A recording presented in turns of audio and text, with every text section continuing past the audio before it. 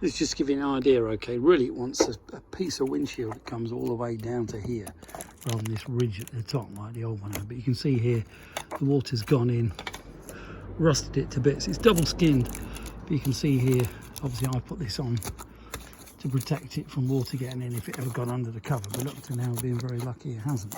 But you can see this really wants replacing from here all the way along there, right round to the front. And obviously the screen might have to come out. I don't know, depends how good people are, okay? But this gives you an idea of exactly what one's doing. You know, to someone who's a skilled roller or fabricator, I shouldn't imagine it's that much of a job, but to me, nightmare. As I said, inside, you know, this is absolutely, you know, the front edge is rotten, okay, so that really wants, I'd just say, cutting off here and then joining up to the new roof. It doesn't actually need the front bit double skinned, I'd have thought. But see what you think.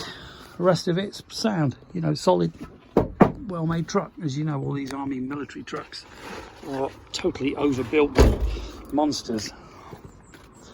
So there you go.